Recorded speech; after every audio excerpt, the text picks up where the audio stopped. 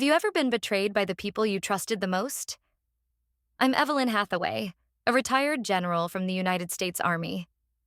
I've marched through war zones, dodged bullets in ambushes, and laid my brothers in arms to rest with my own hands.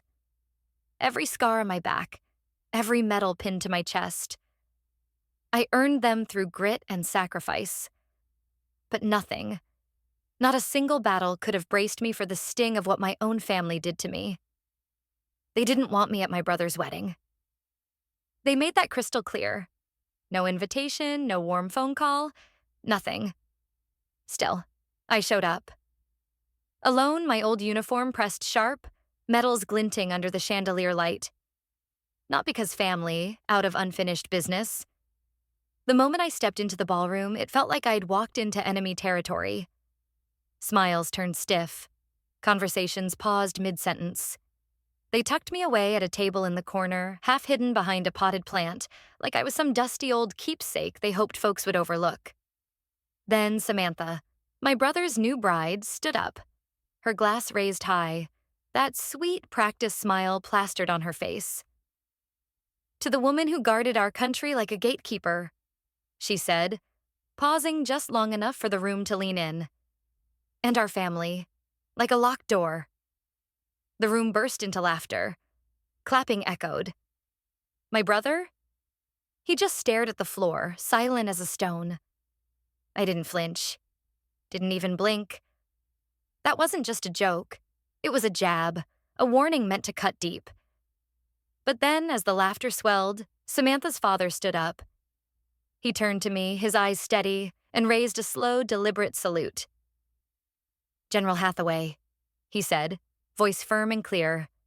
"You saved my life. And before I take you through what happened next, let me ask, where are you watching from? Drop your city or country below so I know how far this story reaches. And if you're new here, don't forget to like, subscribe, and hit the bell. Now, let me tell you how it all started.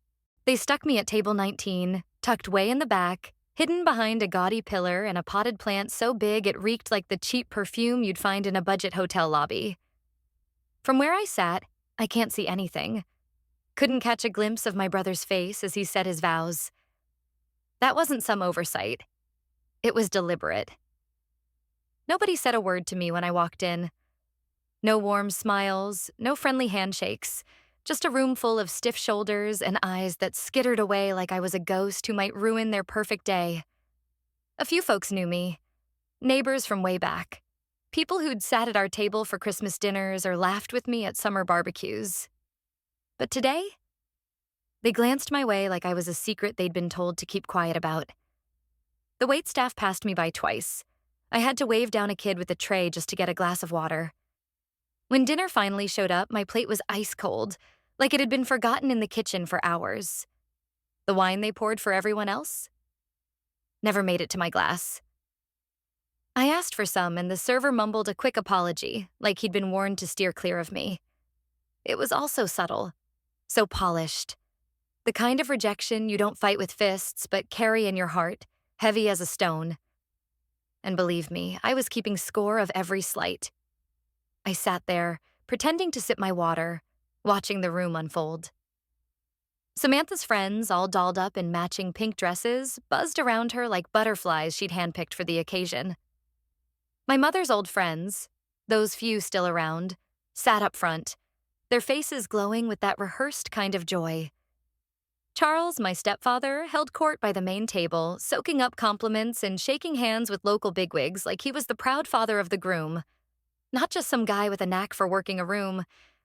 And Andrew, my little brother, he never once looked my way. I wasn't just left out of the ceremony. They'd written me out of the whole damn story. At one point, Aunt Claudia, sweet Claudia, who used to braid my hair when I was a kid, started heading toward me. Her steps were slow, like she wasn't sure she should come over.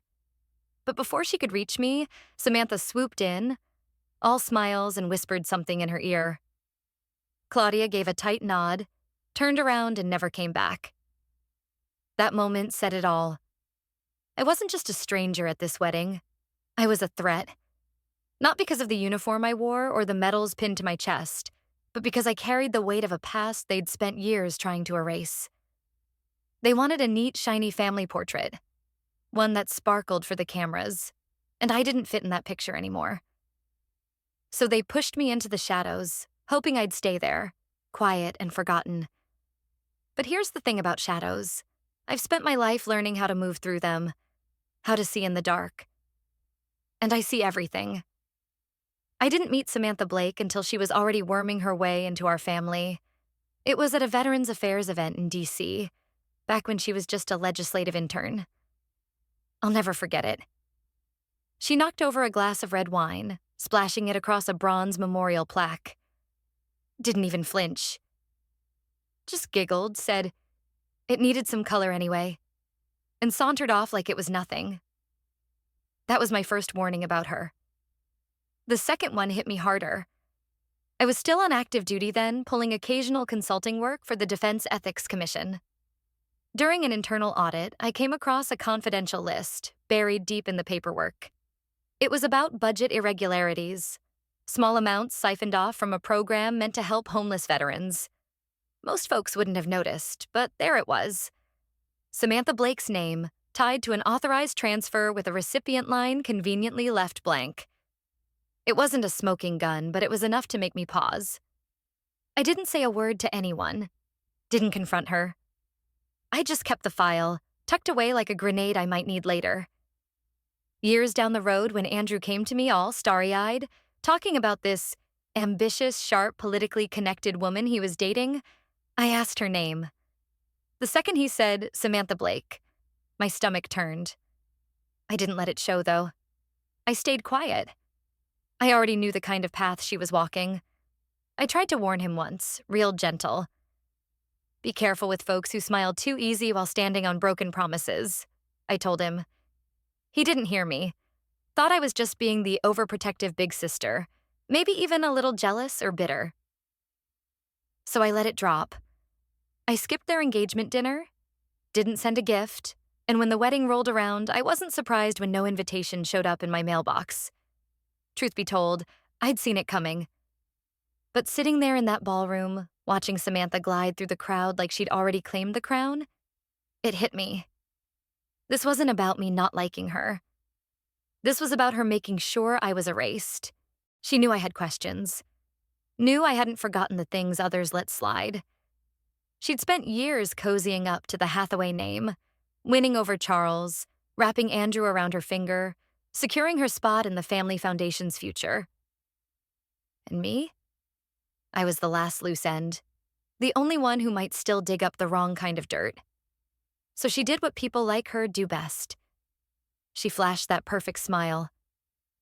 And she made her move before I could. About an hour into the reception, I caught sight of Andrew over by the bar. He was laughing with a few of his old college buddies, a glass of bourbon in his hand, his tie already loose like he'd finally shaken off the weight of the ceremony. He looked older than the last time I saw him, a little softer around the edges, not quite the kid I remembered. But the second his eyes locked onto mine, that easy laughter vanished from his face. For a heartbeat, I thought he might walk over, say something, anything, to bridge the gap between us. Instead, he turned back to the bartender and ordered another drink like I wasn't even there. I didn't rush over. I stood there, watching, waiting, sizing up the moment. When the crowd around him started to thin, I made my move. Slow, steady, deliberate. I walked up and said, "Andrew." He didn't turn. "Andrew," I said again, my voice sharper this time. He let out a slow exhale, like just hearing my voice was a weight he didn't want to carry. Then, finally, he looked at me. "You shouldn't be here," he said, keeping his voice low, almost a whisper. I studied him. My little brother. The same kid who'd sobbed his eyes out when I left for basic training all those years ago. The one who'd sit with me in the garage, building model helicopters while Charles shouted orders from the kitchen. That boy was gone now, replaced by this man who couldn't even meet my eyes. "I came to pay my respects," I said. "To family. Or whatever's left of it." His jaw tightened. "This wasn't your place," he muttered. I let out a single, quiet laugh. Funny thing is, I wore this uniform across 6 countries, put my life on the line for strangers, but somehow I'm not good enough to sit at my own brother's wedding. He didn't say a word, just stood there, silent. Then I saw Charles coming up behind him. He hadn't changed much since I last saw him. Same sharp suit, polished shoes, eyes like smoke and glass, always calculating. He clapped a hand on Andrew's shoulder and turned to me with that smirk of his, the one that screamed he was already 3 steps ahead. "Well, well, General Hathaway," he said, his voice smooth as ever. "Didn't expect you here? Thought you'd retired from family matters." I didn't blink. "Some things are harder to bury than others," I shot back. He tilted his head like he was sizing me up. "True, but some things bury themselves. You should be careful, Evelyn, digging up ghosts. Folks might start wondering why they disappeared in the first place." There it was. The warning, dressed up in polite words but sharp as a blade. Andrew shifted, looking uneasy, but Charles leaned in closer, his voice dropping low. "This day isn't about you," he said. "So enjoy the chicken, smile for the pictures, then go." I held his gaze steady as stone. "You're right," I said. "It's not about me, but something tells me it will be." With that, I turned and walked away. I'd come looking for answers, but what they gave me was something else. Confirmation. They weren't just acting like I didn't belong. They were praying I'd disappear for good. I'd just settled back into my seat at that lonely corner table they'd banished me to when the sharp clink of a glass pulled everyone's attention. Samantha stood up again, radiant as ever, not a hair out of place. The train of her dress pooled perfectly at her feet, her posture so polished it was like she'd rehearsed every step in front of a mirror for weeks. She raised her champagne flute, that sugary smile plastered across her face. "To family," she said, and the room hummed with soft murmurs.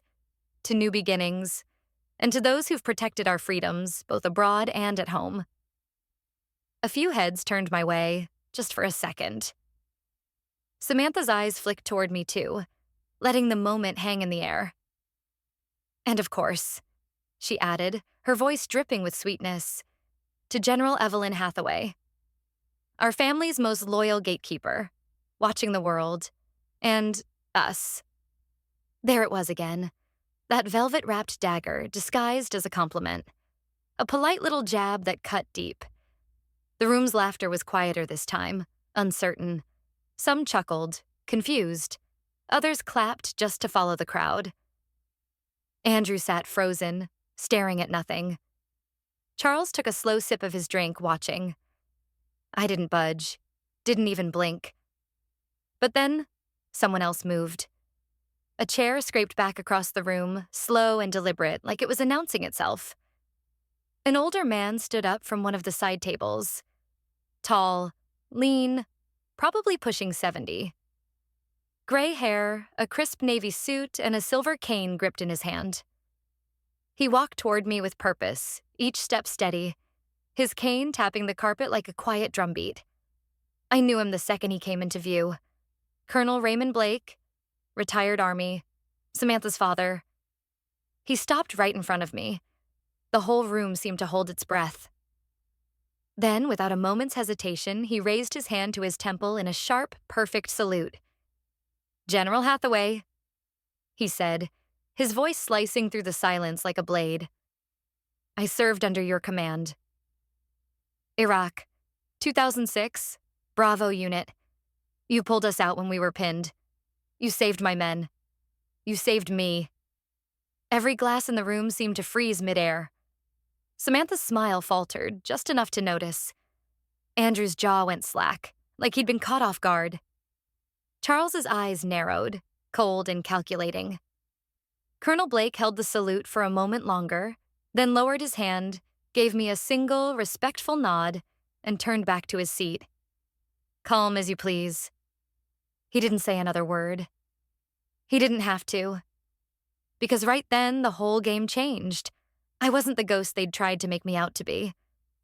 I was the woman they couldn't erase.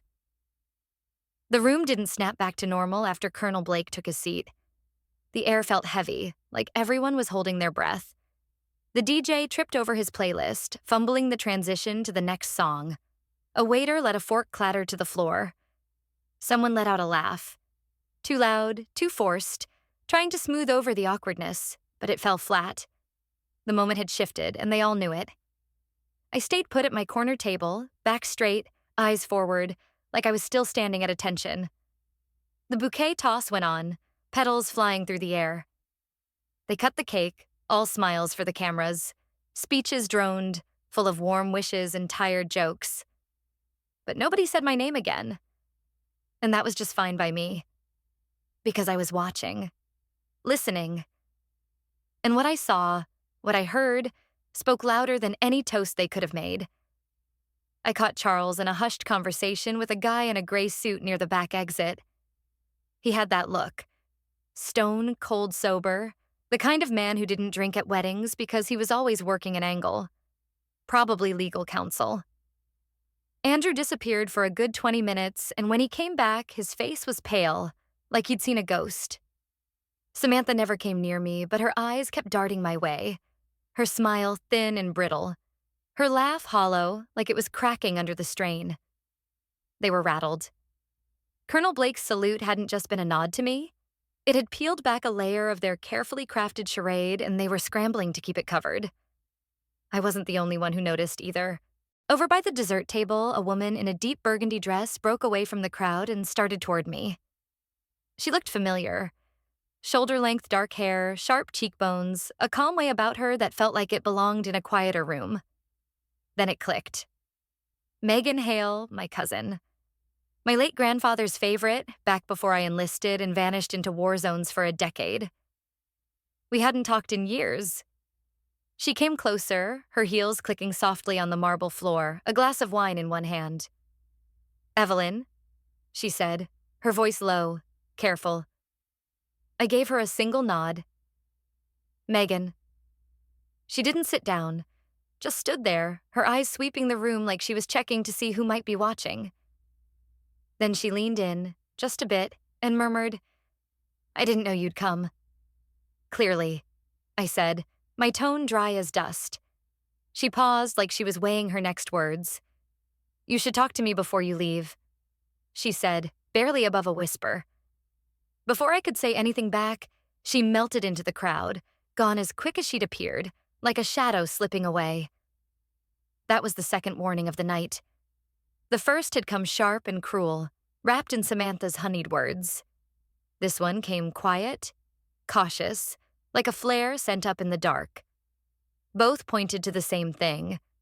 There was something bigger at play here, something hidden under the wedding cake, the champagne toasts, the fancy floral arrangements, something they didn't want me to see. But I'd already seen enough to know one thing for sure. This wasn't just a wedding. It was a mask. And behind it, someone had buried the truth. It was past midnight when I slipped out onto the balcony, needing a break from the noise inside. The music had faded to a dull, forgettable hum, and most of the guests were either stumbling through their last dances, half drunk, or had already wandered off to their hotel rooms. The night air hit me like a cool, clean breath, finally quiet. I held my uniform blazer over one arm, the metal still pinned, catching the moonlight with a soft glint. I stood there, soaking in the silence, trying to remember what life sounded like before all this mess. Just me, the stars, and a moment to breathe. Then a voice cut through, low and deliberate. "You weren't supposed to be here." I turned, my senses snapping to attention. A man stood at the far end of the balcony, half shrouded in shadow. Early 40s, clean-shaven, dark suit, no tie. I didn't know his face, not from the wedding, not from family. But there was something in the way he stood. Calm, alert. Like someone who lived on the edges, always watching. "Excuse me?" I said, my voice sharp. Ready. He stepped forward just enough for the moonlight to catch the side of his face. "I work with the state affairs," he said. "You don't know me, but I knew your grandfather." Judge Hale. I stayed still, my pulse ticking up. Go on.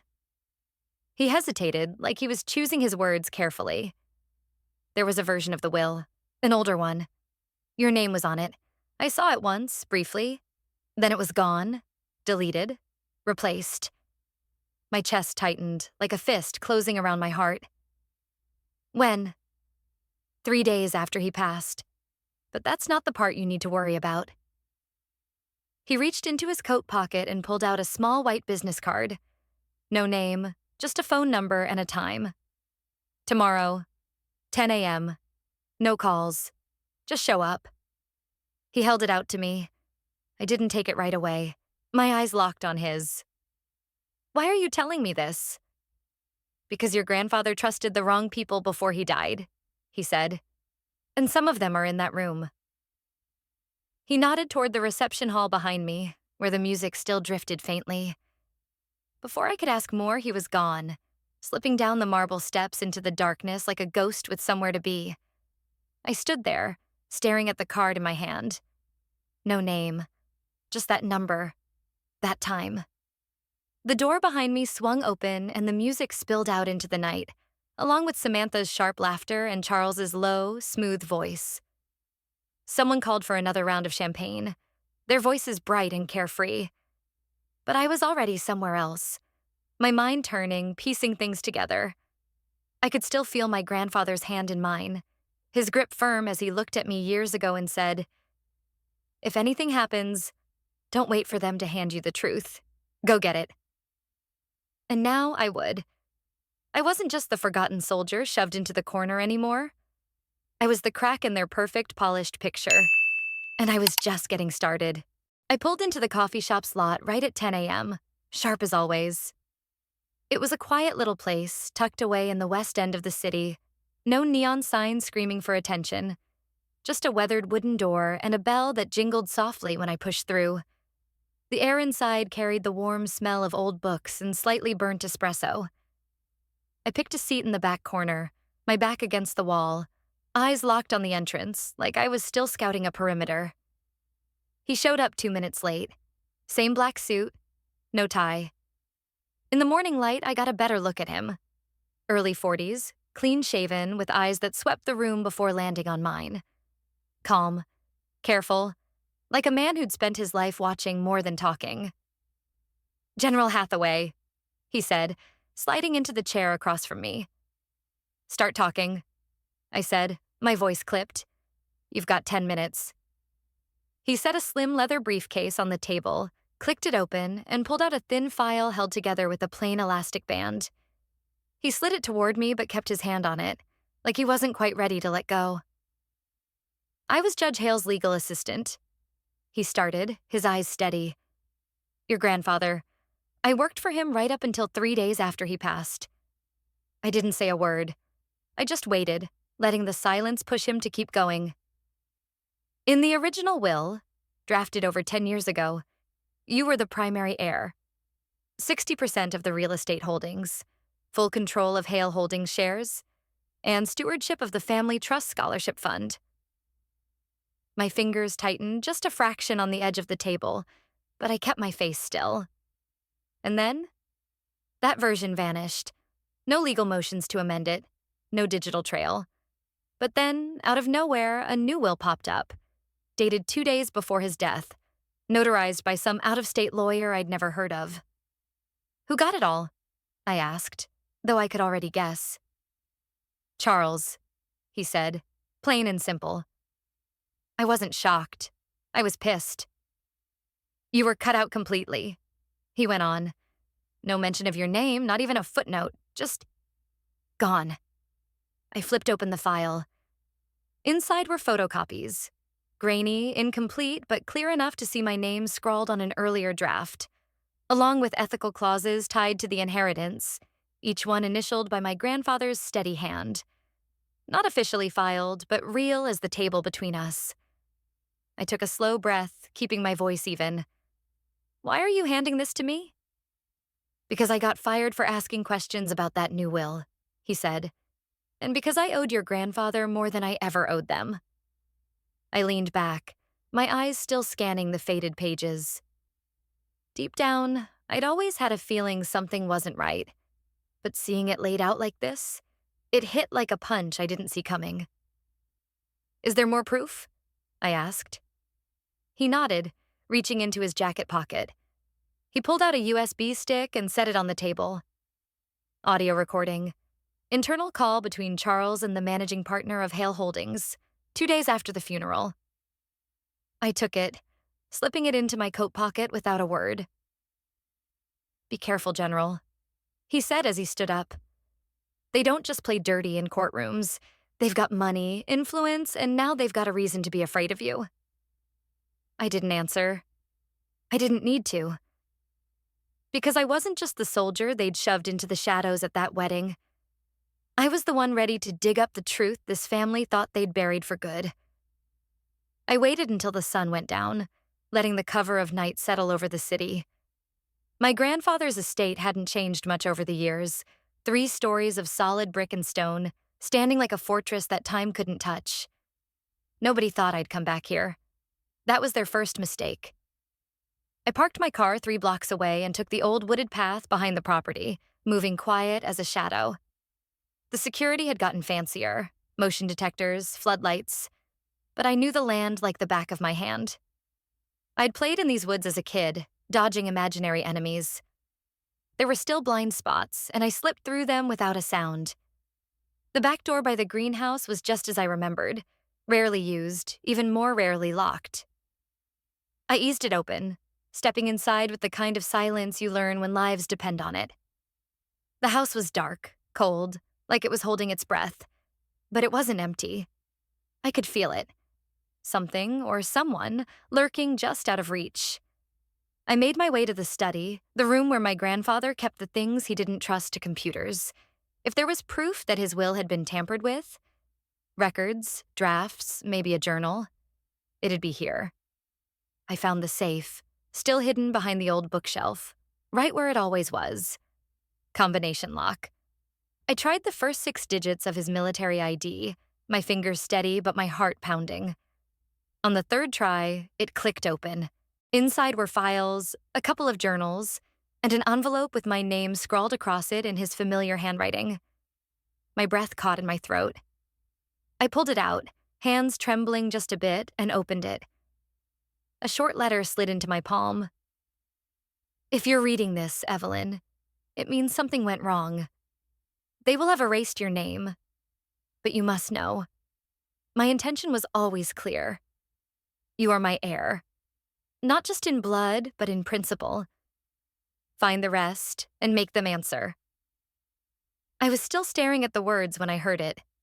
A creak on the floorboard, too close. I spun around, heart hammering, my hand reaching for a sidearm that wasn't there. Old habits die hard. A man's silhouette filled the doorway. "Looking for something, General?"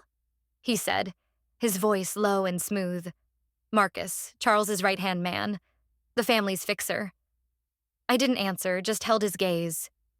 He stepped forward, a flashlight in his hand, its beam cutting through the dark. "You're trespassing. I should call the police." "Go ahead," I said, my voice cool as ice. "Let's see how they feel about forged wills." His smile flickered, just for a second. "You need to stop digging," he warned, his tone hardening. "Or what?" "Or you'll find yourself buried next." I took a step toward him, closing the distance, my eyes locked on his. "I faced insurgents with rocket launchers, Marcus. You think I'm scared of a thug in a suit?" The air went still. Neither of us moved. Then he backed off, his jaw tight. "You've made your point, but this isn't over." "No," I said, my voice steady. "It's just beginning." He turned and slipped out without another word, leaving me alone in the dark. I turned back to the safe, tucked the letter into my coat, and grabbed the rest of the files. This house wasn't my home anymore, but it had just handed me the ammunition I needed to tear their world apart. 2 days after my night at the estate, an invitation showed up in my mailbox. A fancy card, gold script curling across it, asking me to speak at the 20th anniversary Veterans Commemoration Ceremony downtown. It wasn't random. Someone was pulling strings, trying to drag me into the open. I almost tossed it in the trash. But I'd seen what this family could do when they thought no one was watching. I wanted to know what they'd try when the lights were on me. The hall was something else. Grand, draped in flags, veterans in sharp uniforms filling the seats, cameras perched up high like they were waiting for a show. My name was last on the program, tucked at the bottom like an afterthought. General Hathaway, the one they'd rather forget, finally getting a moment to stand tall. When I walked in, heads turned. Some faces lit up with warm smiles, old soldiers who knew what it meant to serve. Others tightened, like they'd swallowed something sour. I wore my full uniform, medals polished, not for their approval, but for me, and for the brothers who never made it home.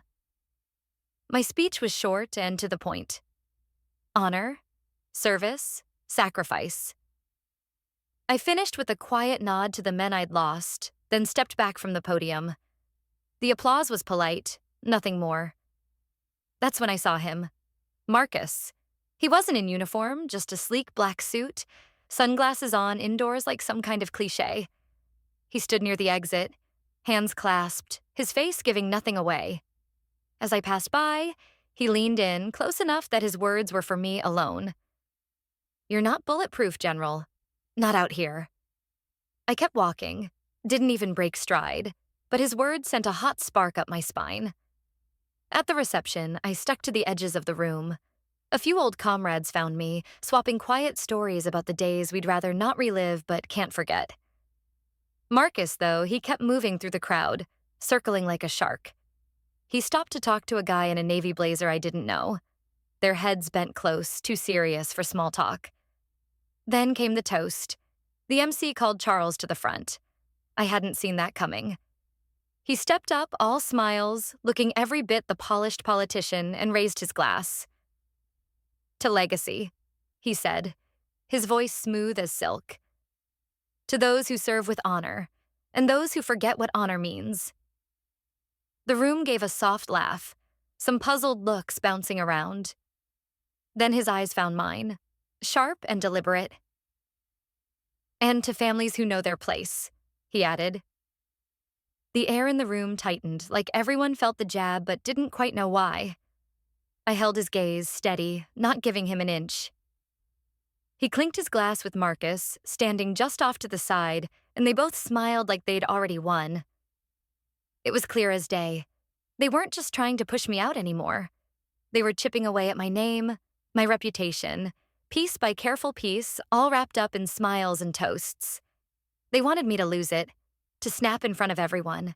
But I'd played this kind of game before, out in the desert with lives on the line. This time, the battlefield wasn't Iraq. It was right here. Podiums instead of rifles. Reputations instead of blood. Fine by me. Let them come. I drove out to Arlington Cemetery the next morning, not to visit anyone specific, just to find some clarity. The endless rows of white headstones stretched out under the gray sky, names carved in stone. Some I knew, most I didn't, but all bound by the same silent oath I'd taken years ago. I sat on a bench near Section 60, letting the weight of it all settle over me like a familiar ache. A voice cut through the quiet. "Funny how peace never really follows us, does it, General?" I turned. A woman stood there, navy blue trench coat, aviator sunglasses, salt and pepper hair pulled back tight. Her eyes were sharp, her stance confident, like she'd walked battlefields of her own. She didn't bother with introductions. "You were with the 5th Battalion in Mosul," she said. "Your unit saved my niece's convoy." I studied her, my guard up. "And you are?" "Colleen Mercer, former Deputy Director, Defense Intelligence, retired but not irrelevant." She sat down beside me without asking, like she already knew I wouldn't send her away. "I've been following your family's spectacle," she said, her voice low but steady. "The whispers, the erased will, the threats. It's starting to ripple in places it shouldn't." I stayed silent, waiting for her to show her hand. And I don't like it when men like Charles and Marcus think they can rewrite the rules just because they have money, or because their enemies wear heels instead of boots. She handed me a folder, plain and unmarked. I opened it. Inside were profiles, bank transactions, flight records, a tight web linking Marcus, Charles, and a string of offshore accounts that reeked of trouble. Names, dates, numbers, all meticulously documented. "Why are you giving me this?" I asked, my eyes still on the pages. She leaned in, her voice dropping. "Because we both know how wars are won, not just with firepower, but with alliances, strategy, patience." I thumbed through the files, my mind already mapping out the connections. "What do you want in return?" "Justice," she said, plain and simple. "And to see men like that fall." I looked at her. Really looked. Colleen wasn't just handing me evidence. She was offering cover, experience, a way through the minefield my family had laid out. She was a soldier in her own right, and she was choosing a side. "You do understand this could get very ugly," I said. She smirked, a glint of steel in her eyes. "I've waded through uglier. And besides, Evelyn, I think it's time someone reminded them who taught the world how to fight." I closed the folder, stood and extended my hand. "Then let's give them a war they'll never forget." She shook it, her grip firm, unwavering. The first shot had been fired at that wedding, with smiles and toasts and veiled threats. But this moment, this alliance, was where the real battle would begin. It was a crisp, cloudless Tuesday morning when I walked into the boardroom of Hale Holdings. The place reeked of money. Long glass table, 20 men and women in tailored suits, their expensive watches catching the glow of the recessed lights. Charles sat near the head, his face all smug confidence. Marcus was next to him, arms crossed, looking like he'd already written the ending to this story. The chairman stood, his brow creasing. "General Hathaway, your presence here is unexpected." "I'm a shareholder," I said, setting a leather-bound folder on the table with a deliberate thud. "And this is about legacy, about truth." Charles leaned forward, his voice slick as oil. "This isn't a battlefield, Evelyn. It's business. Let's not waste anyone's time." I opened the folder and slid out a single sheet. Yellowed, edges worn, but undeniably real. "Then let's get to it." The room stirred as I passed out copies. My grandfather's original will, handwritten, signed, witnessed, and dated a week before the version they swore was legitimate. "This is absurd." Marcus scoffed, barely glancing at it. "Where did you even get this?" "A safety deposit box under my grandfather's name," I said. "Registered in 1998, and here," I tapped the bottom of the page, "his original signature, verified, with notarized statements from 2 witnesses who are still alive." Eyes widened. Phones buzzed under the table. One board member, an older man with a gray beard, leaned in, reading aloud.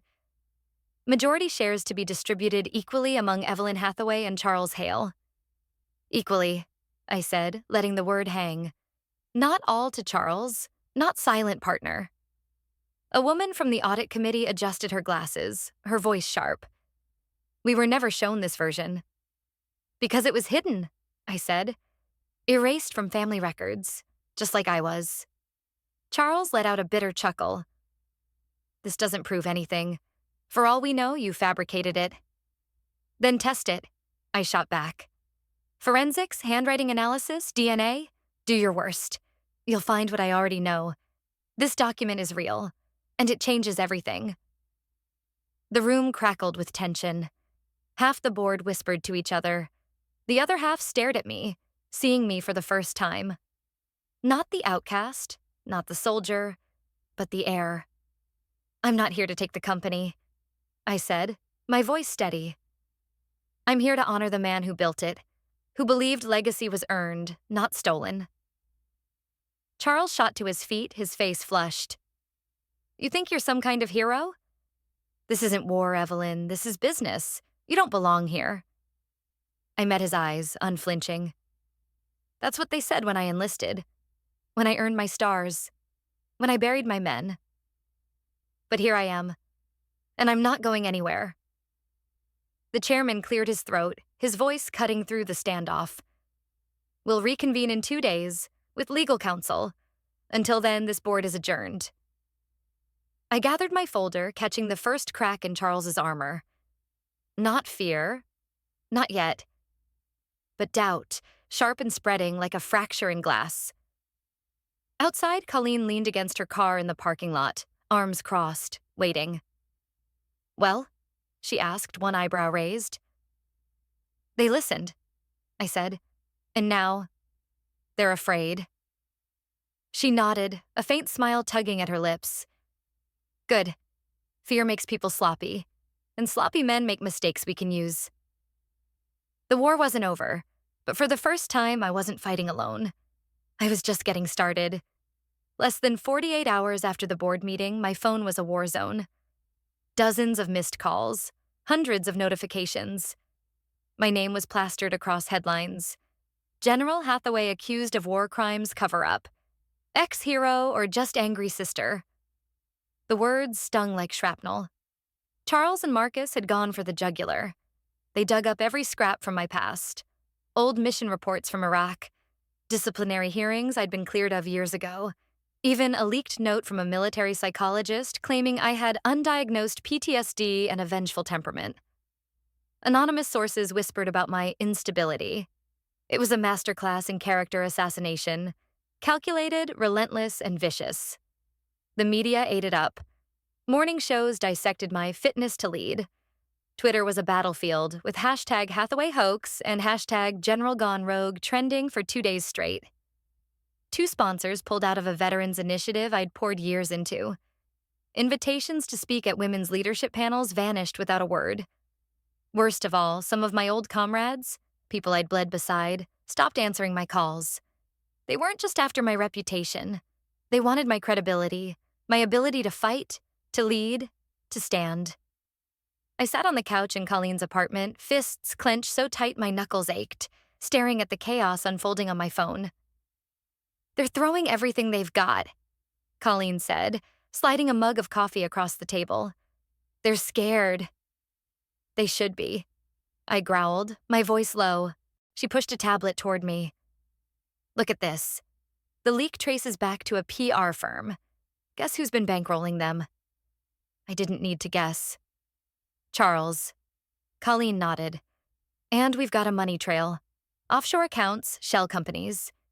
He's been funding this firm for years, bribing journalists, ghostwriting hit pieces under fake names. It was all there, laid out in black and white. But exposing it would take time. And time was a luxury I didn't have. What's the play? I asked. Colleen's lips curled into a smirk. We let them think they're winning, then we hit them where it hurts. She tapped open a secure message thread on her phone. I've got an old contact in the intelligence community. He can access internal military archives. We're going to clear your name, publicly. But first, we'll remind them what happens when they come for a soldier and don't finish the job. That night, I recorded a video. No script, no polish, just me in my uniform staring straight into the camera. My name is Evelyn Hathaway, I said, my voice steady as steel. I've served my country with honor. I've made mistakes, but I've never lied, never cheated, never betrayed the people who trusted me. I wish I could say the same for my family. I uploaded it and let it loose. It spread like wildfire. Veterans started speaking out. Soldiers who'd served under me posting their stories, their support. Stand with Hathaway began climbing, pushing back against the noise. The narrative didn't flip overnight, but it shifted. Slowly, steadily, like a tide turning. The damage wasn't undone. Not yet. But it sent a message. I wasn't some fragile woman with a grudge. I was a general, and I was just getting started. The days after the smear campaign hit like a storm, fast and furious. I wasn't just fighting my family anymore. I was fighting for my name, my truth, in a world where reputations can burn up faster than a firefight. But the tide was turning. Not because I begged for pity, but because the truth has a way of clawing its way out, one voice at a time. It started small. A young soldier, Adam Torres, who'd served under me in Kandahar, posted a grainy photo of us in a dusty tent, flak jackets on, faces streaked with dirt. "She didn't just lead us," he wrote. "She bled with us." That post lit a spark. Thousands of comments flooded in. Stories from soldiers I'd trained, led, shielded. Medics who'd patched me up. Engineers who'd built bridges under my orders. Infantry who'd seen me stand in the line of fire. Even civilians from humanitarian ops, people I'd helped when the world was falling apart around them. They spoke of integrity, of compassion, of leadership that didn't come from barking orders but from standing shoulder to shoulder in the mud. The comments piled up, a chorus of voices that no PR firm could drown out. The media, which had been so quick to tear me apart, started to wobble. Outlets that had parroted Charles's lies issued quiet corrections, their headlines softening. The National Military Integrity Alliance dropped a bombshell statement, calling the leaked documents manipulated and weaponized disinformation. A group of retired generals followed with an open letter, fierce and unflinching. This smear campaign is an attack not just on one woman, but on every service member who dares to speak truth to power. The pressure built. News anchors began asking the right questions. Why now? Why so coordinated? Who's pulling the strings? Colleen's team struck next, releasing the money trail, hard evidence of Charles's dirty work. Wire transfers, fake invoices, offshore accounts, all linking him to the PR firm that had orchestrated the hit. It was damning, and it spread like wildfire. The world watched as the threads of their scheme unraveled. Then came the unexpected. My hometown, the same place that had turned its back on me at that wedding, started to rally. A local news station ran a piece called "The General Next Door." They tracked down my high school teachers, old neighbors, even the diner waitress who remembered me tipping with my babysitting cash as a kid. They painted a picture of who I was. Not a vengeful sister, not a myth, but Evelyn Hathaway, daughter, soldier, survivor. For every troll spewing hate online, 10 more voices rose to lift me up. Stand with Hathaway trended higher than their lies ever did. Charles tried to pivot, of course. He pushed a new narrative, painting me as a national distraction, accusing me of exploiting my military record for personal gain. But it was too late. The ground had shifted. The public had seen too much, and his words fell flat, like a bullet hitting a reinforced wall. I stood on the courthouse steps for a press conference, cameras flashing, microphones crowding the air. I looked straight into the lens, my voice steady. I didn't choose this fight, but I will finish it. For my grandfather, for the truth, and for every soldier who's ever come home and found their own family turned into a battlefield. It wasn't about revenge anymore. It was about justice. For the first time in this war, I felt the wind at my back. The voices of soldiers, veterans, strangers, and neighbors, they were my army now. I wasn't alone. The courtroom was a pressure cooker, every seat filled, the air thick with tension. Reporters crammed the back rows, pens scratching, whispering into mics clipped to their collars. Across from me, Charles sat in his tailored suit, hair perfect, that smug look still clinging to his face. Marcus, next to him, had the grim expression of a man who knew he was walking into a trap but was too deep to turn back. I straightened my uniform, the weight of the metals grounding me. I didn't wear it for show. It was a reminder of who I was beneath their lies. A soldier. A leader. Someone who didn't break. The judge, a silver-haired woman with eyes like steel and a reputation for cutting through nonsense, called the hearing to order. This was just the preliminary round, a fight to validate my grandfather's will, but it felt like the whole war hung in the balance. Charles's attorney went first, all polished swagger. He called my evidence convenient, a fancy word for fake.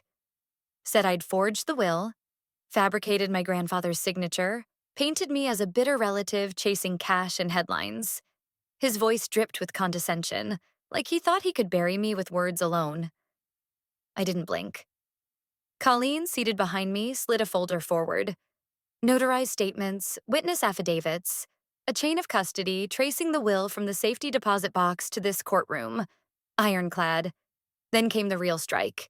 Colleen had found Walter Briggs, one of the original witnesses to the will. A retired attorney, frail now, wheeled into the courtroom, but his eyes were sharp, his mind sharper. Under oath, he didn't waver.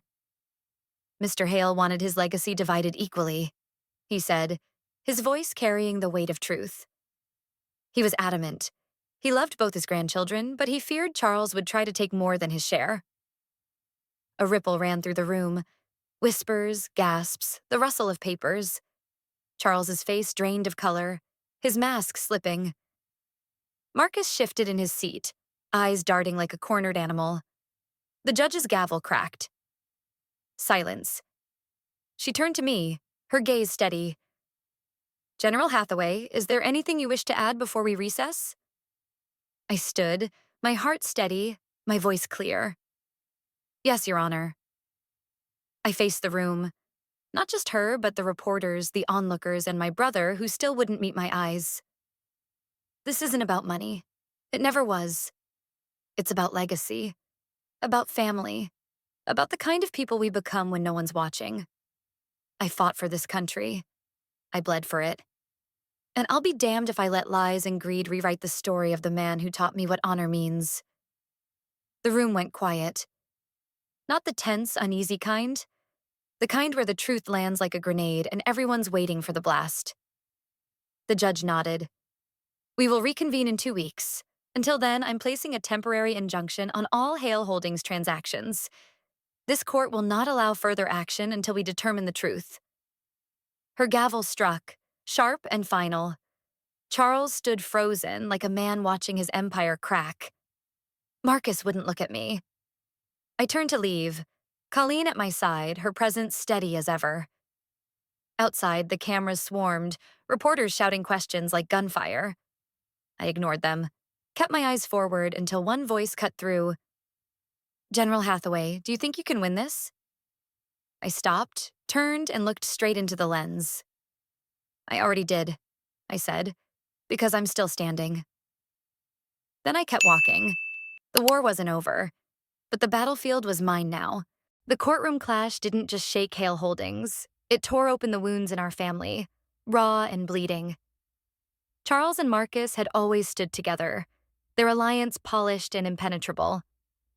But when the board demanded a full audit, every email, every transaction, every trace of that buried will, cracks started to show. Marcus was unraveling, and for good reason. 3 days later, Colleen called me. He's losing it, she said, her voice sharp with urgency. Marcus was at the office at dawn. No staff, no lawyers, just him, pacing like a trapped wolf. By noon, the dam broke. A grainy, shaky video hit the internet, recorded on someone's phone. Marcus, storming into Charles's office, his face red, voice cracking.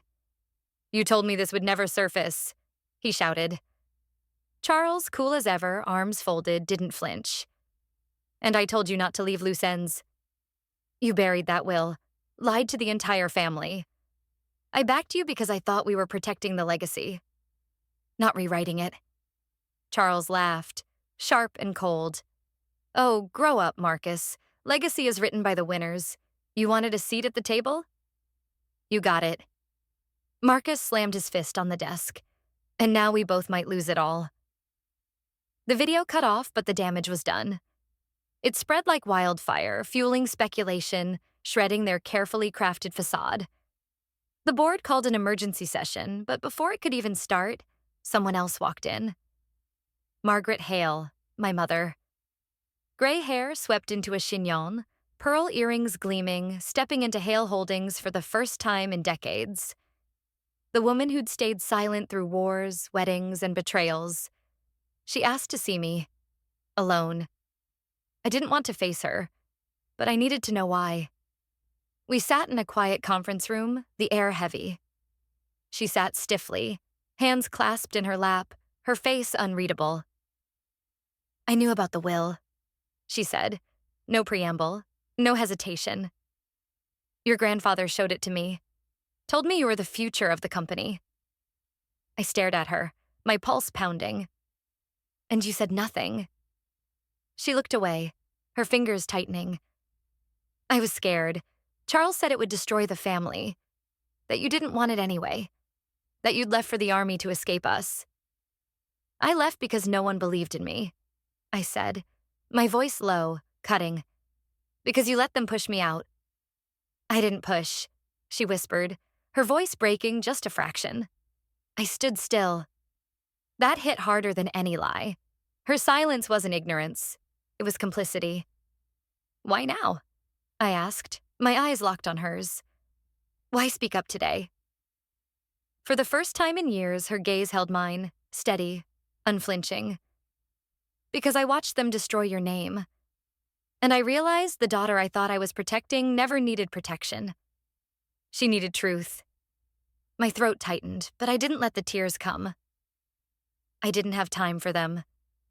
Truth wasn't enough to win this war, but it was the spark that could burn their lies to ash. Less than a day after my mother's confession, Hale Media Enterprises, Charles's personal propaganda machine, dropped their bomb. A primetime special report hit national TV, the anchor's voice grave as a funeral. "Tonight we investigate whether America's celebrated general has a darker past than she's ever admitted." They'd gone all in, old deployment footage sliced and diced to paint me as a loose cannon. Clips of protests outside bases twisted to look like I'd caused them. Audio of a soldier questioning orders yanked out of context to sound like mutiny. Insider trading, military misconduct, tax fraud. They threw every accusation they could muster, each one edited to scream that I was unstable, corrupt, a danger to everyone. It hit hard. For a moment, the world bought it. Social media erupted, #Hathaway hoax clawing its way back to the top. Anonymous accounts spewed venom, and the tabloid circus was in full swing. Colleen stormed into my apartment that night, laptop tucked under her arm, eyes blazing. "They've gone nuclear," she said, slamming it down on the table. "But they screwed up." I raised an eyebrow. "How?" She pulled up metadata from the leaked footage. This came from a DoD-flagged video archive. High-clearance contractor access only. Someone on Charles's payroll committed federal espionage to get it. I stared at the screen, the implications sinking in. "If we can prove that?" "We don't just clear your name," she said, a glint in her eye. "We indict them." For 72 hours, we didn't sleep. We dug through server logs, traced digital footprints, pulled access records. I called in a favor from an old friend at the Department of Defense, someone I trusted to keep it quiet. Together, we built a case, airtight and undeniable. At sunrise, I stood outside the same media building that had tried to bury me. Cameras swarmed, reporters jostling for position. I wore my uniform, medals gleaming, not for show, but for strength. "My name is General Evelyn Hathaway," I said, voice steady, eyes locked on the lenses. "I've served this country for over 30 years. I've never betrayed my oath.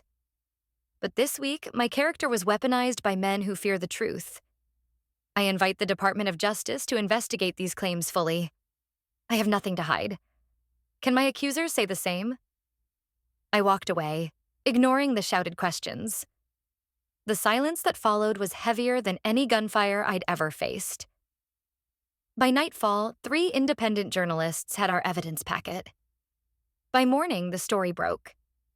Hale Media was under federal investigation for illegally accessing classified materials. The headlines turned on Charles like a pack of wolves. He'd overreached, played his hand too hard, and now the tables had flipped. For the first time since this war started, I wasn't on the defensive. I was the storm, and it was coming for them. Empires do fall from within, and I watched Hale Holdings crumble, room by room, lie by lie. It started with a trickle. 2 mid-level executives resigned, citing personal reasons. Then a third, a fourth. By the end of the week, 9 names vanished from the staff directory, each departure a crack in the foundation. The board, scrambling to save itself, ordered a full audit of every major transaction under Charles's watch. The findings were a gut punch. Lavish company retreats funneled through shell companies, bonuses inflated by misreported profits, campaign donations that broke federal laws. Charles's polished image, built over decades, began to rot in plain sight. The real blow came when Colleen dug up a wire transfer. $2.7 million siphoned offshore 6 weeks after my grandfather's death. Charles's signature was on it. Marcus's name was listed as a witness. We leaked the report to the press, and the explosion was immediate. Shareholders bailed. The stock tanked. Hale Holdings, for the first time in its history, had to halt trading to stem the bleeding. The boardroom became a war zone of panic and finger-pointing. Marcus tried to slip away, submitting a quiet resignation. The board wasn't having it. They dragged him into an internal hearing, and when the footage, leaked somehow, hit the internet, it showed him unraveling. Stammering, sweating, dodging questions with answers that fell apart like wet paper. Charles threw him under the bus. Marcus was in charge of oversight. He said at his own emergency board hearing, his voice smooth but desperate. It didn't work. Every lie, every scheme, every arrogant move was documented, time-stamped, archived, and now laid bare in a system that no longer bent to his will. Then the subpoenas hit. The Department of Justice opened a formal investigation. Charles was ordered to turn over his company devices. Federal agents raided his private office, boxing up files while he stood by, powerless.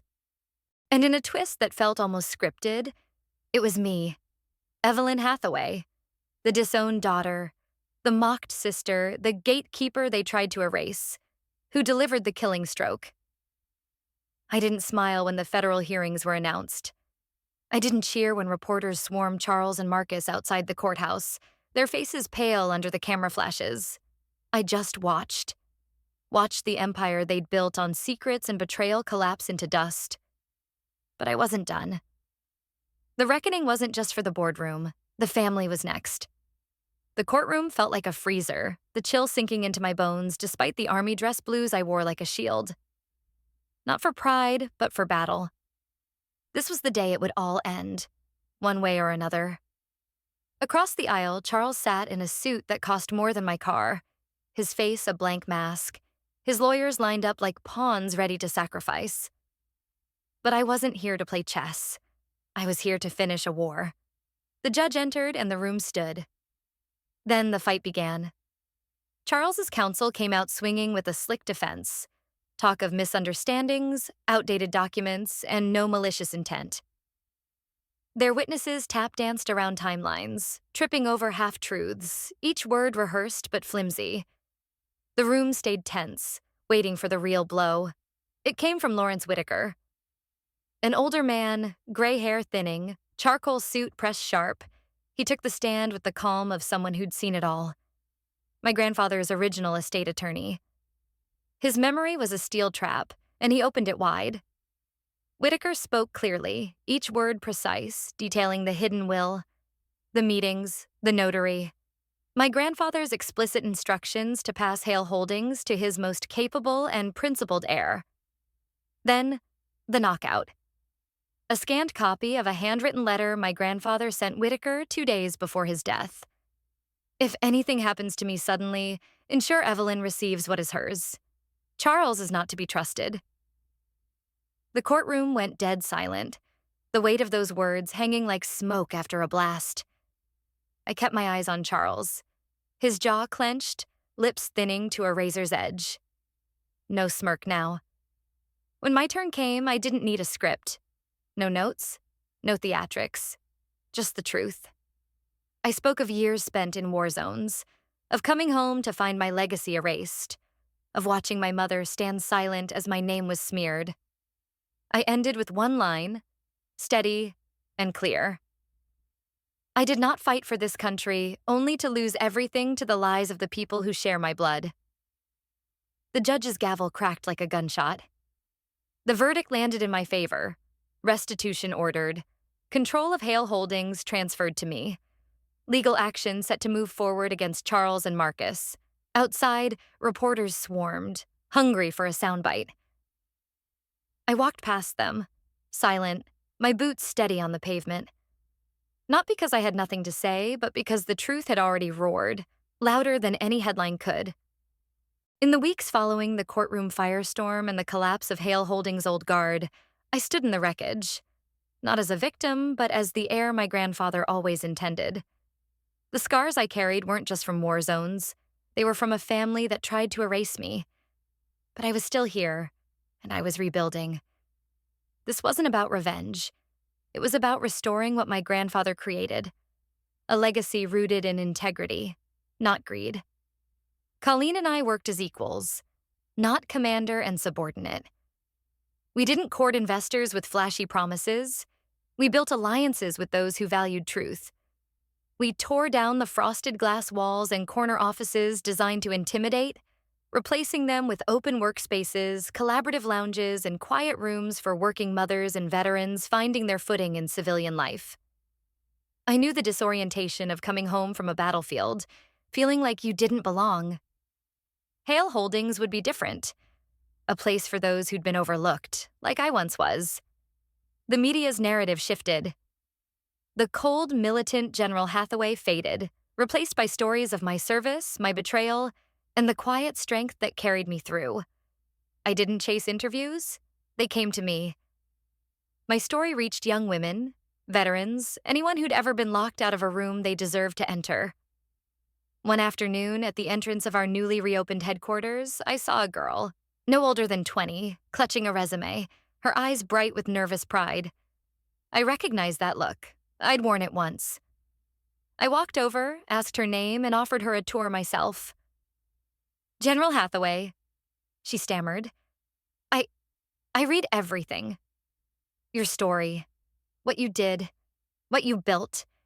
You made me believe I could try." That moment hit me harder than any verdict. This wasn't just a comeback. It was a movement. I wasn't just rebuilding a company. I was rebuilding a legacy, one that no one could bury again. The headlines that once crowned Charles Hale a visionary turned on him with a vengeance. Corporate fraud, legacy crumbles, Hale dynasty toppled. They blared across front pages and news tickers.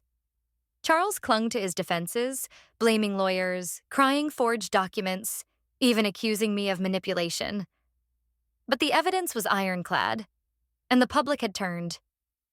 The elite circles that once fawned over him now saw him as toxic. Board members resigned. Invitations dried up. Donors yanked funding from his pet projects. Losing the company didn't break him. Losing the adoration he'd built his life around did. Marcus's fall was messier. Stripped of his father's wealth and protection, he unraveled. Job applications went unanswered. Old allies ghosted him. He surfaced in police reports, DUIs, public outbursts, and finally, a court-ordered stint in rehab. I didn't gloat. I didn't cheer. I watched, a quiet ache replacing the anger I'd once carried. This was never about their suffering. It was about consequences, long overdue. Then, one day, an envelope arrived at my office. Marcus's handwriting, shaky and uneven, spilled across a single page. I thought being your enemy made me strong, but I was just trying to be seen. I don't expect forgiveness, but thank you for not burying me the way I would have done to you. I read it 3 times, then tucked it away. Not out of warmth, but as a reminder. Power can be inherited, but integrity is earned. And some only learn that lesson when everything else is gone. The story of Evelyn Hathaway's fight isn't just a tale of family betrayal. It's a testament to resilience, truth, and reclaiming what's rightfully yours. If her journey resonated with you, show some love by liking the video, subscribing to Hidden Family Revenge Stories, and hitting that bell icon to stay updated. Your support keeps these powerful stories alive. Thanks for being here, and I'll catch you in the next one.